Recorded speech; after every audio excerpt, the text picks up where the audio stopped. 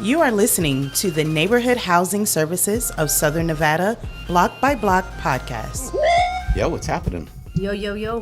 What's happening? Here we are in the South during a holiday weekend. South, yes. Everyone's off this beautiful holiday weekend, and you and I are working. Actually, I haven't stopped working. A little bit. There's less noisy energy when there's 2 or 3 days like this post-holiday. Meaning, some of the work I should have done in the last 2 months, I was able to get done in a couple hours because there's no distractions or noise. Oh, dude, I just wrote my whole calendar for fiscal year 26 yesterday. I sent it over to Kimberly, for Kimberly, but for the admin, saying this needs to be put on the calendars for so-and-so people. And an agenda, like, right underneath it. Right. We're here again. It's been a year. I think we did this last year. And We need to call it, like, the post-reflection. I don't even know. We'll figure it out. the Triple B reflection episode. Yep. Recap episode. Recap of the shit show of 25. Actually, it was a great year. It was. And I think Business-wise, it was a great year. Yeah, I think we're teeing up too for some really cool things that Oh, yeah. that I'm excited. yeah, like I was like, when I first came here, I'm like, hey, I'm going to serve a purpose here, and we've been able to recalibrate what that leveling up looks like for our team, which excites me. But it's also literally just a snippet of something that you're going to stretch the vision, the capability, and the operational capacity of the team. Yeah. But Right. not, it's personally, too. Oh, yeah. Yeah, that's what I'm excited about. This is going to be a year I have not yet done what I'm about to accomplish, which is going to be pretty awesome. I just finished listening to a book I read about a year ago, and it was called Your 5 Next Moves. And it's probably been around 6 or 7 years, so it's a little bit dated. Nowadays with technology, you can't. And one of the things is I like to identify through a book like that who's living that in real life that's in a circle of mine. And I'm not going to get into the 5 moves. It's pretty standard and generic. But you are having to calculate your 5 next moves based on what you're doing right now. Right? I wrote them down I actually wrote them down yesterday. I mean, I don't know about your 5 best moves, but I am gearing up to make so that those moves happen, if that makes sense. You don't write it down, shit ain't gonna happen. So when we talk about 5 best moves, I mean, and we're ending. It's New Year's in less than a week. Yep. A week or two. Is that right? Yeah. And everyone talks about their New Year's resolution, and so 5 best moves could mean a lot, or can mean differently for everybody. 100%. And so what I did yesterday with Kimberly was, in order for my best 5 best moves to happen, as far as business-wise, I have to make sure that whatever those 5 are, that they have tentacles, and who's going to make that. I have to be careful that stuff happen. This is a year-end, can't curse. I think I said this last year. Fuck a duck. Let's get past all that, because at the end of the day, I read something today. The current book I'm reading I'll insert it in here. It's a book about dealing with the hardness of business and growth. And I took a picture of the topic today that stopped me in my tracks, and it's the most notable point of this book, and it talks about the difference between a peacetime CEO and a wartime CEO, and that mastery is being able to do both sometimes simultaneously. And I captured it because I'm going to drop it into AI so I can save it. But it talks about, and look at this, I'm dating myself. I can't even read with my, it said, I need to look for my glasses. a peacetime CEO spends time defining the culture. The wartime CEO lets the war define the culture. Oh, You see yeah. the paradox, right? And I'm not going to go through all of them, but like the peacetime CEO aims to expand the market. The wartime CEO aims to win the market. And the crossroads is that you have a good, not a good CEO, but a successful CEO does both at the same time. Correct. Or Yeah. can do it at the same time. Correct. Yeah. And that's kind of what he's talking about. And this is actually you. The peacetime CEO does not raise her voice. The wartime CEO rarely speaks in a normal tone. It doesn't say not raise your voice, but the tone is different. And you demonstrate both sometimes in the same conversation. Yeah, you can call me Sybil.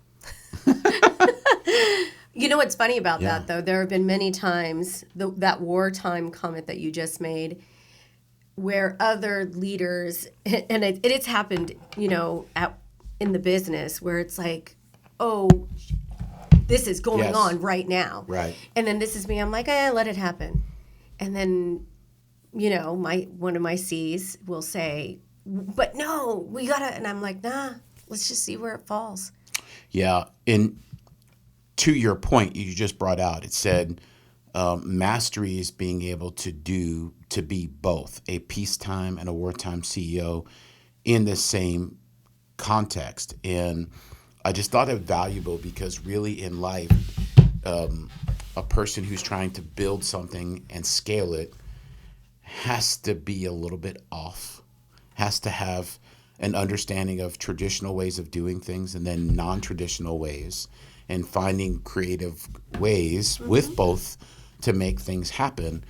And I see that with this team, right? And you have the variables of everybody in this team that are either visionary or operators. Goodness. Right? And both of them will sometimes clash, but that's okay. I will say, though, I love when that happens. Yes. Well, okay. Not necessarily when it happens with me. Right. But I do love watching it in action with my team because when they have the vision, when a visionary does what they need to do, and then an operator comes in, I think they're just meeting each other. Right. And it's like, oh, the solution's right there. You guys are almost there. But I do love when that happens, when the visionary meets the operator, because then execution happens. Is it needed? Which one? Both? That I don't want to use the word conflict, but I think yes, because it allows everybody to kind of color outside the lines. And it also allows them growth, meaning who says her answer or his answer was wrong? And here's the thing that's on my 5 big things for 26 is, in the world we currently live in, it's very difficult to intentionally listen. And so what I'm going to do is take a step back in 26 because I don't have the time to sit here and I don't babysit my team. My team are a bunch of adults.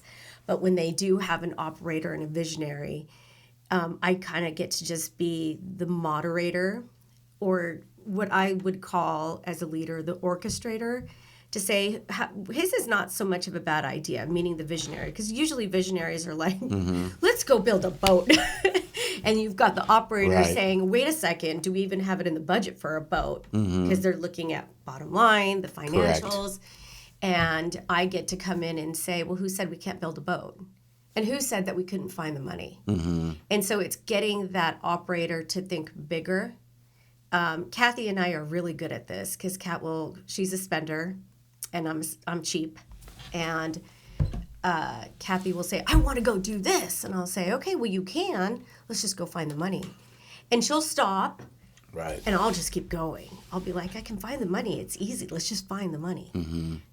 So I do love it. I think there's room for that. I think from my standpoint, I always have, it's imprinted on my left forearm, the ability to use the acronym GRIT on a daily basis, right? The G is gratitude, the R is resourcefulness, the I is intentional, and then T is tenacity. And I think if there's ever a team that I've been a part of where there's more people that get all four of those than not, this is definitely that team. Now, it doesn't mean we all get along. I mean, because there's days that you have to orchestrate just us being okay with disagreeing. And that's how it's supposed to be. Yeah, right? but that's fun too. Yes, it is. I was like, I'm sorry, that's fun too, because I just giggle behind the scenes like, what the hell are you guys doing? Yeah. But then again, I'm also, being a successful CEO is also thinking with the end in mind. Mm-hmm. So I don't mind the visionary and the operator as long as there's a solution. Don't come to me. Mm-hmm. I mean, and they can come to me, but I don't want anybody to come to me with a complaint, because I'll be the first to be like, come back, try again. Yeah. I think having navigated now for about the last year and a half, I definitely think some of those four principles of GRIT are being seen as successful because of the solution-based You gotta be. ability of everybody. You have to be. Mm-hmm. We live in a society of instant gratification. You don't think that I don't want a business that's always going to be successful? Mm-hmm. And in order for a business to be successful, we could bitch and complain all day long about the problems. And you know that coming from a nonprofit organization that leverages state and federal and private money. And what's newsworthy. I mean, just a year ago, what was newsworthy is definitely not newsworthy today. Correct. So we just jumped in this. We're already 12 minutes in without framing this up. And I know it doesn't matter. Like, that's what the recap's supposed to be. Let's have an authentic conversation, but let's really dive in for at least a few minutes. The lane I want to stay in is like, what's a couple of things that you're most proud of that the team accomplished this year? And then number two is I need a pen and a piece of paper. What are some of the lessons? What are some of the lessons that you are taking away from this year? Okay, what was the first question? First question, or what's a few things that you are excited that the team got accomplished this year? So a couple accomplishments that the team did. And then number two would be, what are some lessons that we as a team learned? And then going into next year, like, what's a focus? And then my last thing is what's your one word for the year? Are you kidding me? Yes, I'm asking that, and I already have mine. So yes, I'm ahead of the game, but you got to figure out one. I'm going to challenge everybody to do that this year. I always have the same word. Fuck. I have to show you. You saw the video. Yes. Full transparency, I hit the garage. My favorite word. Yes. We're going to make an acronym out of it, right? Yeah. That's what we'll do. Yeah, we'll do that. So let's dive into the first part so that we can keep somewhat of a time frame. What are the top two things in the slew of things? Top. I have 5. You have 5. Okay. What are your ready, top set, things? Go. So homeownership team, I'm proud because they jump feet first. We've always done down payment assistance, and I know it's not a huge number, but the team did make 11 families into homeowners. Mm-hmm. These are homeowners that never even thought about it, so Right. I thought that was dope. Real estate development, we added another 60 units for low-income seniors, which to me is awesome because there's such a huge need for our seniors. Right. And we added 5 units that are dedicated to veterans with disabilities, which I love, right? Property management, I will tell you, they're just doing awesome. One thing that stands out is we took on neighborhood stabilization, which was 61 single-family homes. We took it when it was like maybe 60% occupancy, and we're teetering now around probably 90%. I think we have 3 more houses left, so that was awesome. Community building, all I have to say is we fed 600 families for Winter Wonderland. And we're in the black, which is even better because I think that momentum is just going to keep on going. You know, that event in itself has now grown legs. And so it's kind of that, it's in it, you know, NHSSN is in it. Operations, just as a whole, I can tell you what I'm excited about is we started the capital campaign for Louis Commons. So for some of you guys that don't know, we sold a 42-unit, not apartment complex, but a mixture of 6 buildings where 42 units we're now going to create from 42 to 133 units. So we've got a capital campaign happening right now, which I'm super excited about. And then this is the largest that staff has ever been. We're at, I think we're going to top 21. We were awesome. like 17 or something like that before, right? Last year? Okay, I've been with the agency for 18 years next year. I think our average is like 12. Got it. Yeah, And so we've seen a good spike. We've seen a good spike. We get to employ people to do this great work, and I think that's pretty awesome. I agree. What's cool is it's creating a community behind the mission by setting up jobs and allowing people, because you don't just come to work, punch a clock. There's a community behind it where some of our property management, they're working on the weekends, right? Oh, yeah, 100%. They have to serve on the weekends. And then real estate development always has to hustle. And one of the things I learned about real estate development is the cycle of what it takes to actually build something new, you know, is 4 to 5 years. That takes commitment and dedication.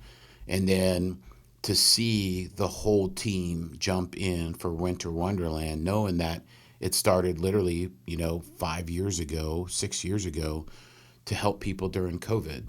And now something's got legs. Right. And I think for me, the thing that excites me is we now get to build a brand that has multiple facets to it, so we can pick and choose different flavors of the month on what we want to target. And then on top of it, we really get to build the engagement part of our community, because every team is there to focus on getting those brick and mortar places in play and opportunities for those families.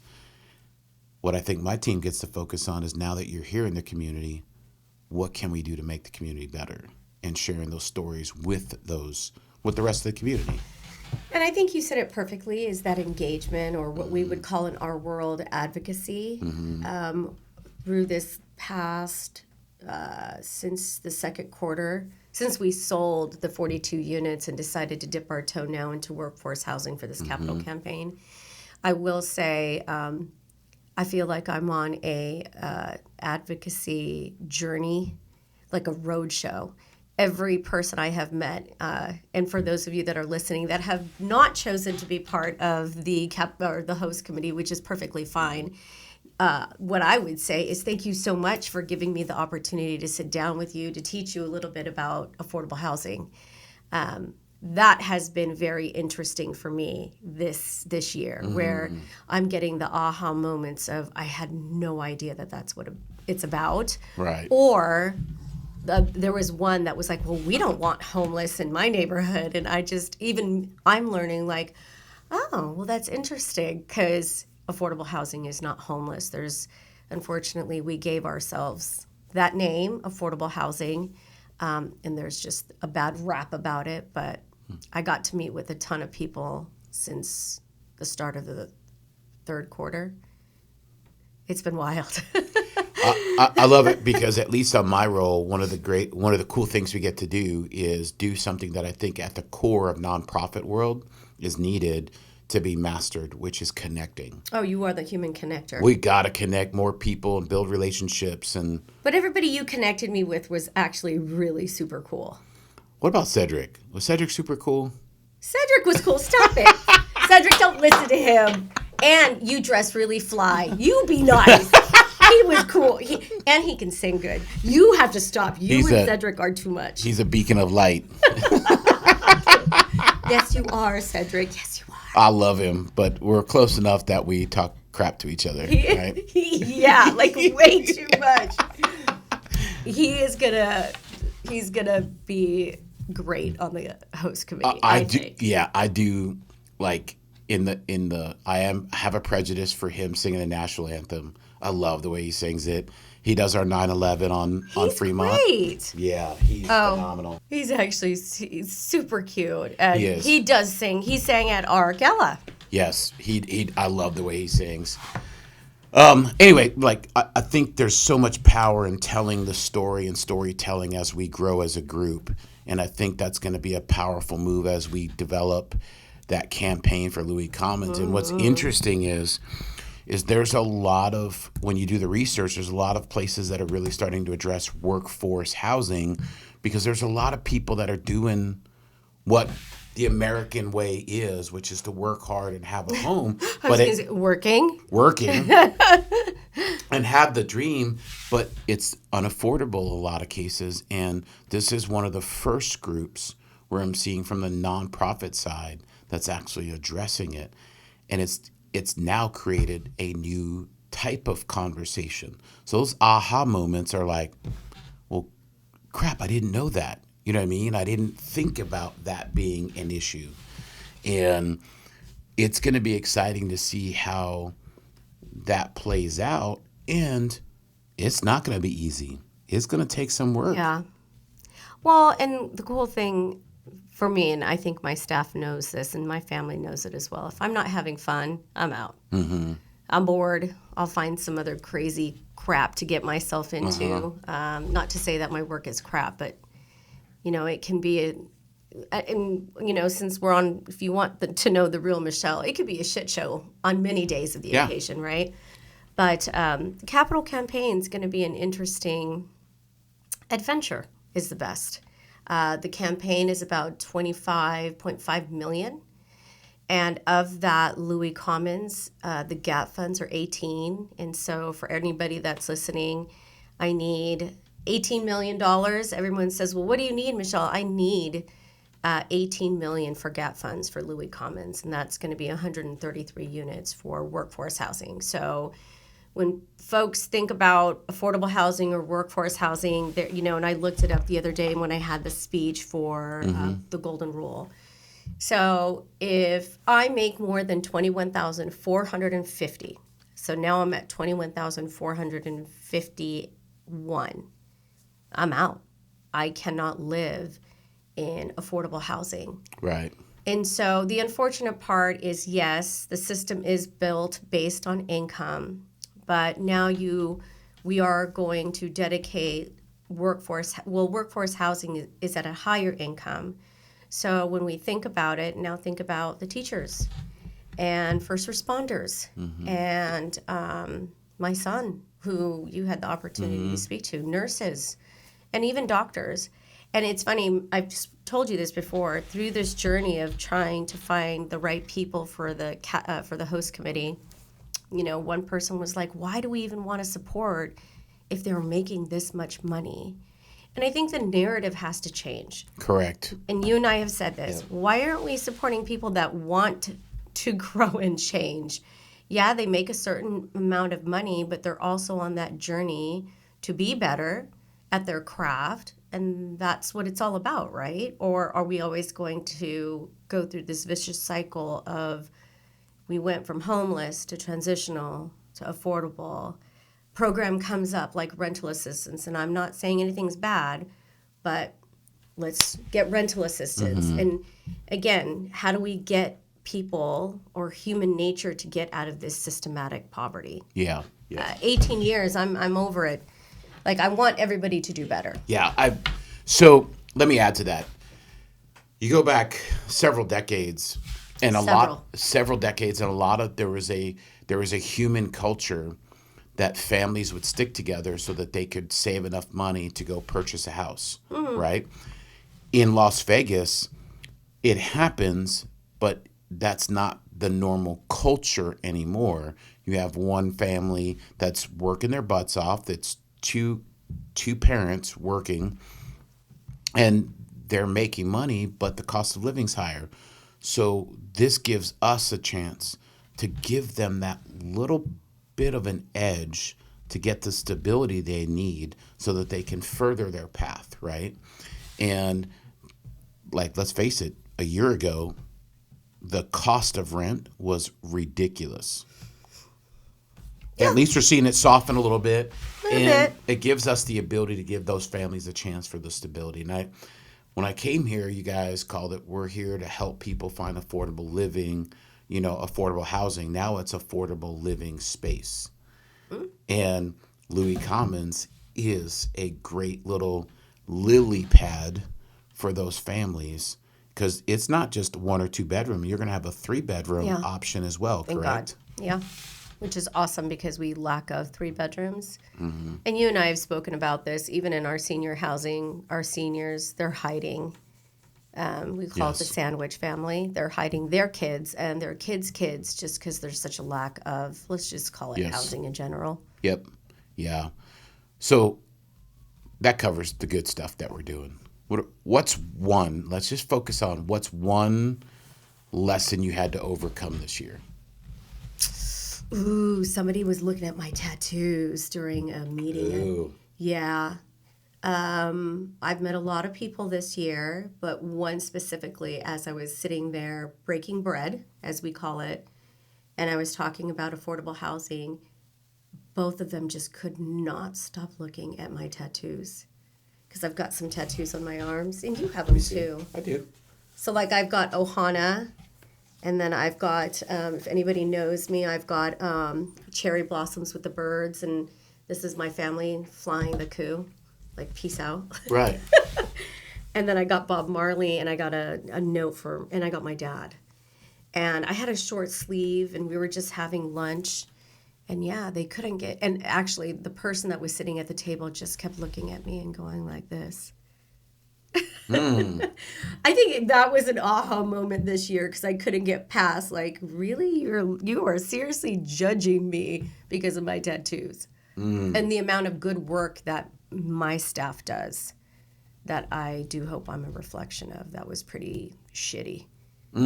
Yeah, there's no other word for that. However, the reality is people have their box. Yeah. They have their box, their sandbox that they play in. Because I'm always going to have that adversity, and it just strives for me to be an even better human being.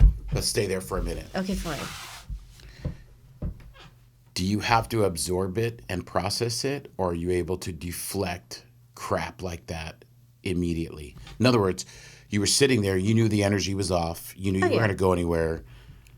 Did it fluster you for a period of time before you're like, you know what, kiss my butt? First of all, I'll never say kiss my butt. But what I did say was, I got the bill. And then they looked at me. They were like, are you sure? I said, yeah, don't worry about it. I invited you to lunch. I got the bill. And then I said, it was such a pleasure meeting you. And that is difficult for people to react in that way. Yeah.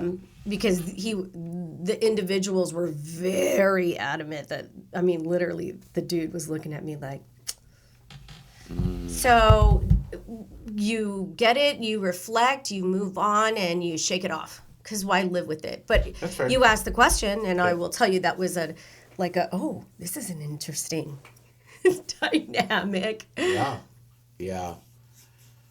I ponder on that because I think in certain cases I'm able to just go, whatever. And then there's other times where you're like trying to comprehend what that person's perspective is. They need a hug. I don't know, dude. And at the end of the day, I don't even care. That's fair. What are you looking forward to? In 26? $18 million. 20 million. 20 million, as we know, things are going to get more expensive. So I have in my head, if I can get 20 people, and you and I talked about this, to give $1 million each, because Louis Commons is definitely a private and public opportunity. I mean, and this is the part that the community doesn't understand. Whoever lives there, it will have what we would call an affordability for, let's just say, 40 to 50 years. So it's going to be dedicated to whatever that income cap is that HUD puts out every single year.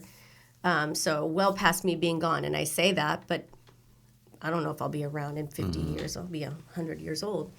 But what I'm looking forward to is raising that money because the organization has never raised this amount of money. Right. Yeah. I definitely think and meeting the people, I think that's going to be, I think that's going to be very interesting. that's the fun, to me, That's that's a fun. fun part of it. Like, for those of you listening, everyone on the team in some way, shape, or capacity, whether it's supportive or direct, is going to have a role in this project over the next couple of years. Yeah. It's a And 3-year campaign, it but is. I've got it in my head that I will, because I'm really big on manifesting, I will raise the $20 million next year, for sure. I think we're going to have to meet like 300 to maybe even 500 people Yes. in order to make that happen, but Yep. So be it. I'm going to call it So this. be it. There'll be a fairy, my fairy godmother and godfather will be out there being like, psh, Right. I got this. There you go, you're done. And then on to the next project, because that's the cool thing is once this is done, because it will, we get to replicate it in another part of town. And this is our first project in the city of Henderson, which I think is going to be so cool for Henderson because I'm inviting them and they're inviting us. This is definitely a partnership that everybody gets to learn from it. But from a nonprofit developer to do something like workforce housing, it's going to be pretty cool. I love it. All right. What's your one word of the year For this year or for this year? for coming next up? year? Oh. Really? That's like Yes. on the spot. Yes. Resilience. Okay. Ooh, did that turn off? That one did, but it's on me. I don't care. Yeah. Resilience. Resilience. Okay. What do you want our community to know?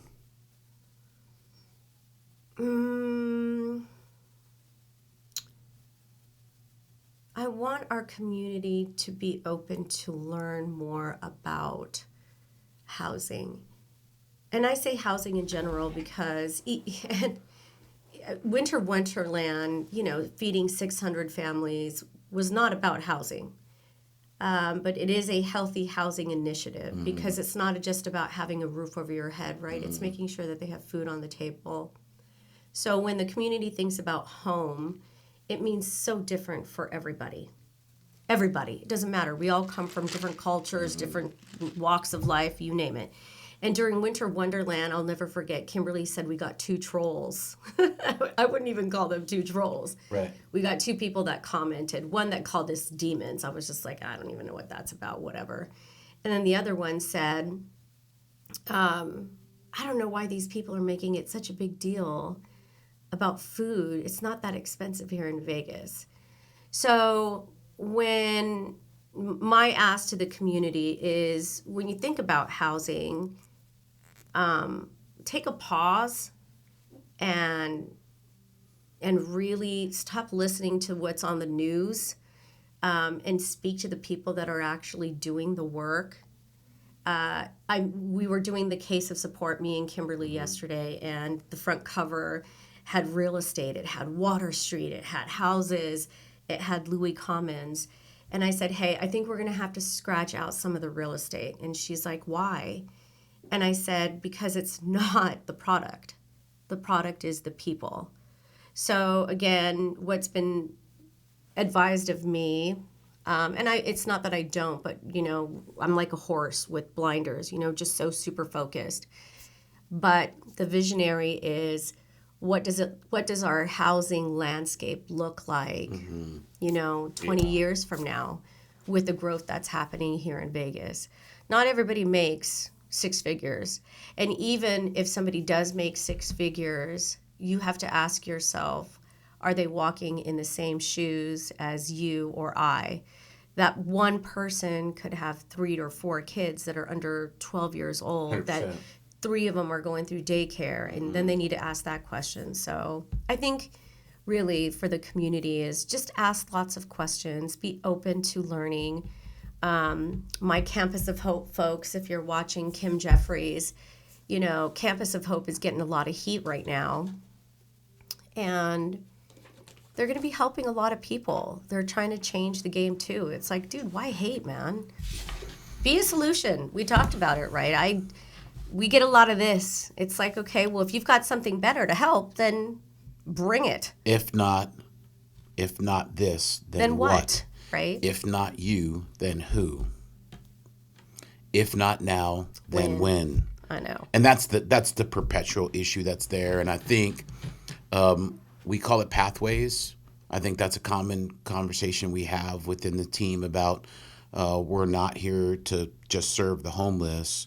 Like that, there's organizations that do that, but we can get people on the pathway of stable living space through rental, through home buyer education. Or financial literacy. Like right, 100%. If, just another great thing that happened for homeownership was they got some wind in their sails. Mm-hmm. We got a grant, a wonderful grant from Citibank, and it was for financial literacy. And I know that when you're watching this, you're like, I don't need it, and I'm just going to call bullshit. Right. I'm going to call it bullshit. And the reason I say bullshit is because it doesn't matter what amount of money. The more money you make, the more money you spend. Correct. But if you are not telling how to spend your money, or if you're not telling your money where it should go, you need financial literacy. 100%. I think it's valuable. Otherwise, Dave Ramsey wouldn't have an empire. Oh, I went to go see him. I have a book signed by him. He's pretty dope. Yeah, there's a lot of lessons there. Anyway, it's the weekend before the new year. Anything else you want to add, anybody? Anything before we get you back to your family? I don't even know. Be good, be kind, stop listening to the news. And, or if you are going to listen to the news, make sure you source and slow down. There's my advice. Get off social media. But get on our social media. Because you get to learn something. But I will say for everybody, dude, just take a moment to smell the roses, because I think we're missing out. Yeah, there's power in disruption, but if you don't have a purpose behind the disruption, then it's just noise. Yeah. Then it's just noise. Yeah. I heard something. I'll leave you with this. Yesterday, somebody said, "Is the world calls it disruption, but really it's a deregulation of the way we do things." Is what we're seeing media play out, instead of bringing a true purpose, which is, yes, it's broken, but we are also the people capable of providing the solutions, right, to help people not just survive, but to thrive. And, AI has been a big subject. God, for me, at least for the last 5 years, it disrupted my household. I'm hoping that it's for good. Whatever anybody decides on, because, life is about choices. So is the choice for good or to disrupt? Right. And you could still disrupt and do good things. Look, we're human, we're flawed. I'm just saying, as we get into this new year, slow down, listen. Understood. And just take it in, because 26 is here. 25 is gone. Oh, yeah. Bye, Felicia. Yeah. Yeah, my new cycle starts tomorrow. What's the new cycle? What are you talking about? I do quarterlies, and then I do breakdowns of my priorities. Oh. And the cycle starts tomorrow, because the New Year's midweek. Jesus, it's already 26. Happy New Year, everybody. Yeah. All right. Well, listen. Thank you. Are we out? Thank you for being the boss. We Gucci. Thank you for being my boss. Say that one more time. We Gucci. We Gucci. That's your slogan. All right. All right. Hey, everybody else, have a great new year. At the time of this, us sharing this, we're going right into the new year. Yes, we are. Super exciting stuff. Just remember, Louis Commons, our community building and engagement program is going to take a whole new level. And watch our team. And we got sponsorships coming up. Yes. Can I plug that in? Yes. So I haven't finalized it yet, but Block by Block. Is it called Triple B now? No, it's just my slang. It's his slang. It's the nickname. So we are going to put out some sponsorships already. for Winter Wonderland, or what we would call our community building engagements. Correct. And if when you follow us on our podcast or YouTube, if you want to learn more, my ask is don't reach out to me, because remember, I've got to meet with like a gazillion people to raise this money for a really great project. I would say reach out to Kimberly, reach out to Nino. They'll tell you all the exciting stuff that we're going to bring to 26, which is Winter Wonderland 7.0. It has yet to be determined, but I do believe the vote is out that we will be feeding 700 families. I think it's the natural. That's what we're doing. So 700 families December of next year, and I know that everybody that has been part of it. So reach out to them, because I know that we're playing through or fleshing out what the sponsorship program is going to look like. But we're doing some really great things in the community, and I think it would be awesome for everybody to just join us. And it's a lot of fun. Yeah, It doesn't even feel like work, man. Yes, let's go. Let's go. All right, boss. All right, boss. Have a good weekend. You too. See ya. Bye, everybody. Bye. Deuces. Thank you for listening to the Neighborhood Housing Services of Southern Nevada Block by Block podcast. Remember to like, comment, and share.